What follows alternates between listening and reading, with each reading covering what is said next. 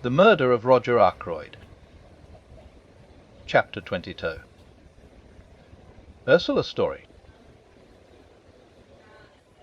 For a moment or two the girl looked mutely at Poirot. Then, her reserve breaking down completely, she nodded her head once, and burst into an outburst of sobs. Caroline pushed past me, and putting her arm round the girl, patted her on the shoulder. "There, there, my dear," she said soothingly. "It will be all right. You'll see, everything will be all right.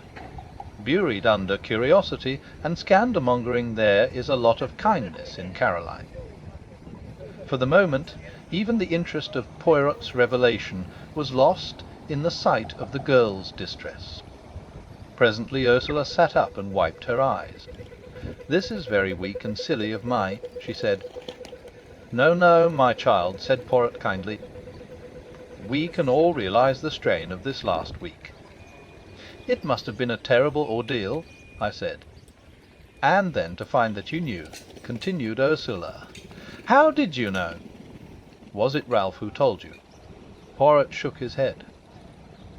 "You know what brought me to you tonight?" went on the girl.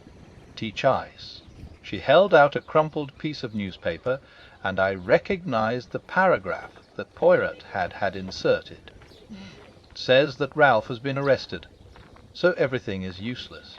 I need not pretend any longer. Newspaper paragraphs are not always true, mademoiselle," murmured Poirot, having the grace to look ashamed of himself. "All the same, I think you will do well to make a clean breast of things. The truth is what we need now." The girl hesitated, looking at him doubtfully. "You do not trust me," said Poirot gently. "Yet all the same you came here to find me, did you not? Why was that?" "Because I don't believe that Ralph did it," said the girl in a very low voice.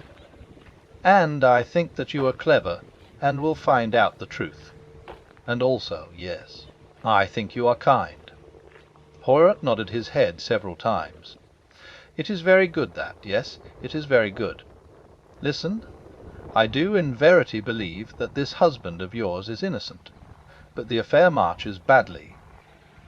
If I am to save him, I must know all there is to know, even if it should seem to make the case against him blacker than before." "How well you understand," said Ursula. So you will tell me the whole story, will you not? From the beginning. You're not going to send Emmy away, I hope," said Caroline, settling herself comfortably in an armchair. "What I want to know," she continued, "is why this child was masquerading as a parlour maid. Masquerading. I creep. That's what I said. Why did you do it, child?" "For a wager. For a living," said Ursula dryly. And encouraged, she began the story which I reproduce here in my own words. Ursula Bourne, it seemed, was one of a family of 7 impoverished Irish gentlefolk. On the death of her father, most of the girls were cast out into the world to earn their own living. Ursula's eldest sister was married to Captain Folliot. It was she whom I had seen that Sunday, and the cause of her embarrassment was clear enough now. Determined to earn her living, and not attracted to the idea of being a nursery governess, the one profession open to an untrained girl, Ursula preferred the job of parlour maid. She scorned to label herself a lady parlour maid. She would be the real thing, her reference being supplied by her sister. At Fernley, despite an aloofness which, as has been seen, caused some comment, she was a success at her job. Quick, competent, and thorough. I enjoyed the work, she explained. And I had plenty of time to myself.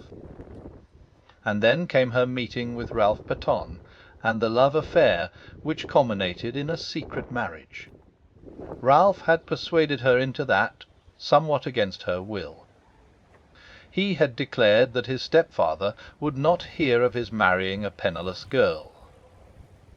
Better to be married secretly, and break the news to him at some later and more favourable minute. and so the deed was done, and Ursula Bourne became Ursula Pattern.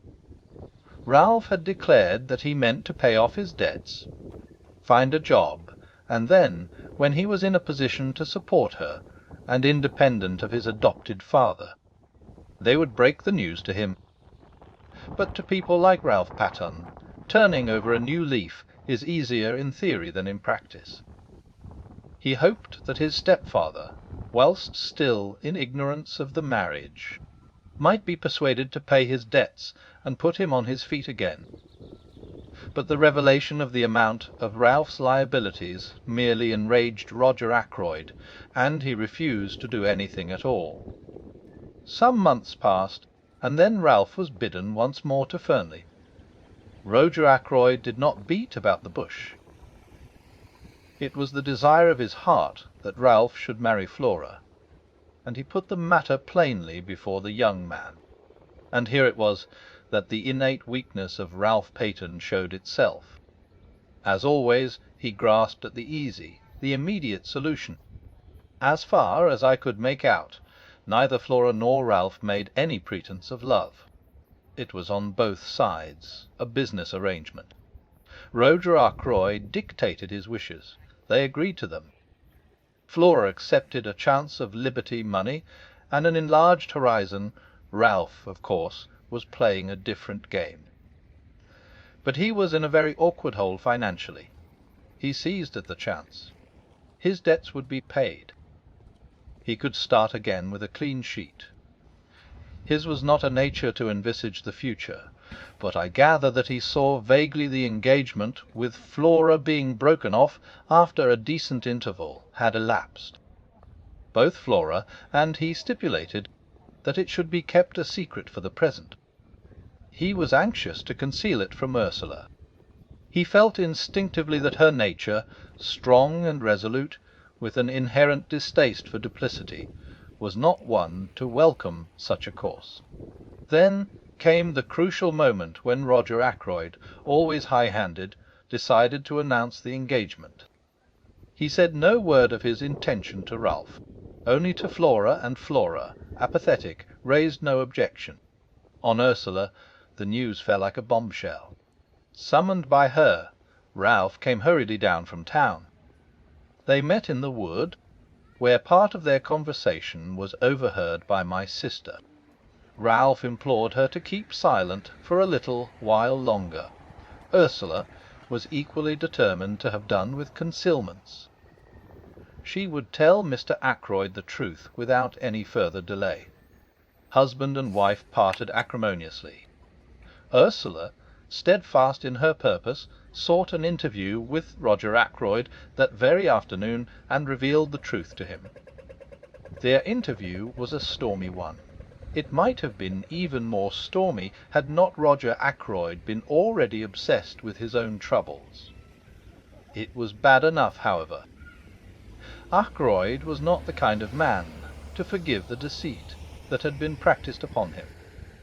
His rancour was mainly directed to Ralph, but Ursula came in for her share, since he regarded her as a girl who had deliberately tried to untrap the adopted son of a very wealthy man. Unforgivable things were said on both sides.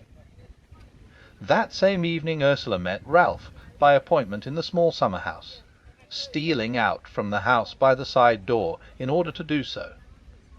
Their interview was made up of reproaches on both sides. Ralph charged Ursula with having irretrievably ruined his prospects by her ill-timed revelation. Ursula reproached Ralph with his duplicity. They parted at last. A little over half an hour later came the discovery of Roger Ackroyd's body. Since that night Ursula had neither seen nor heard from Ralph. As the story unfolded itself, I realized more and more what a damning series of facts it was. Alive, Ackroyd could hardly have failed to alter his will. I knew him well enough to realize that to do so would be his first thought. His death came in the nick of time for Ralph and Ursula Pattern. Small wonder the girl had held her tongue, and played her part so consistently. My meditations were interrupted. It was Poirot's voice speaking, and I knew from the gravity of his tone that he, too, was fully alive to the implications of the position.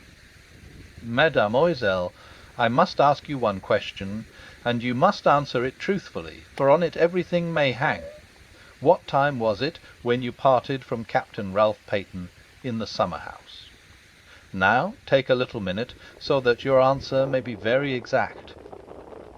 The girl gave a half-laugh, bitter enough in all conscience.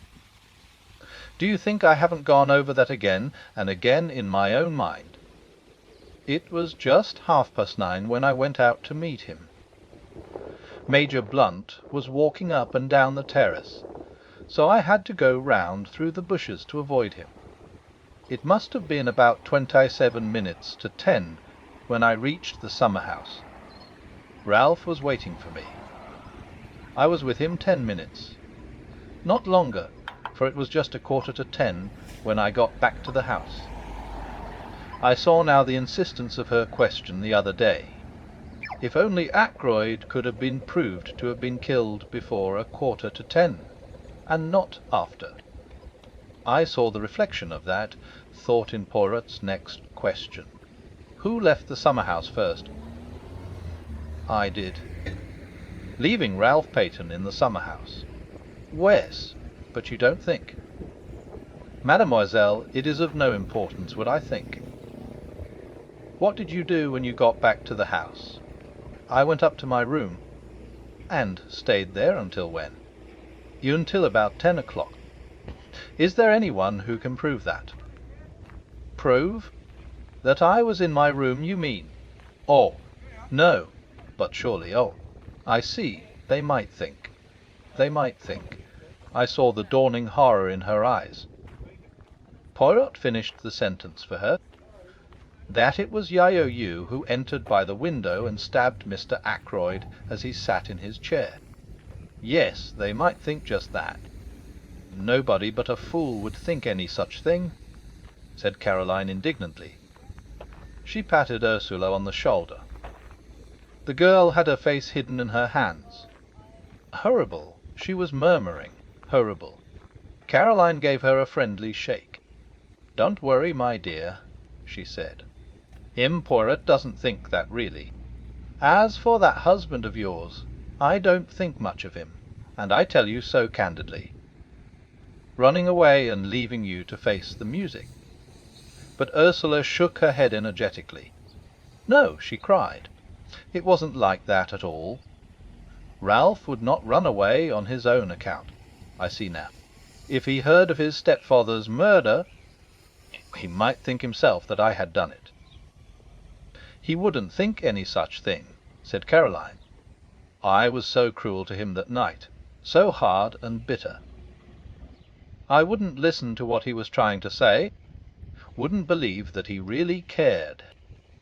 I just stood there telling him what I thought of him, and saying the coldest, cruelest things that came into my mind, trying my best to hurt him. Do him no harm, said Caroline. Never worry about what you say to a man. They're so conceited that they never believe you mean it, if it's unflattering. Ursula went on, nervously twisting and untwisting her hands.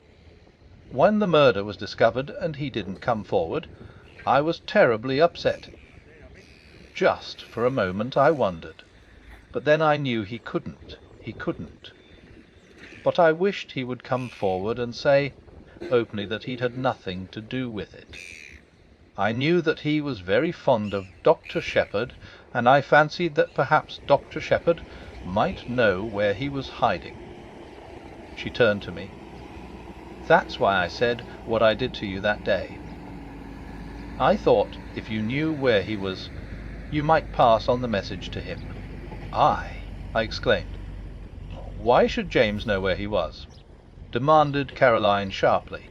It was very unlikely, I know, admitted Ursula, but Ralph had often spoken of Dr. Shepherd, and I knew that he would be likely to consider him as his best friend in King's Abbott.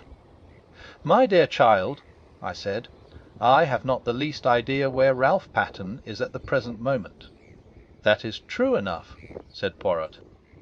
But Ursula held out the newspaper cutting in a puzzled fashion. Ah, that, said Poirot, slightly embarrassed. Bagatelle, mademoiselle. A whodunit. Not for a moment do I believe that Ralph Peyton has been arrested. But then, began the girl slowly. Poirot went on quickly. There is one thing I should like to know. Did Captain Paton wear shoes or boots that night? Ursula shook her head. I can't remember. A pity. But how should you? Now, madame, he smiled at her, his head on one side, his forefinger wagging eloquently, no questions. And do not torment yourself. Be of good courage, and place your faith in Hercule Poirot.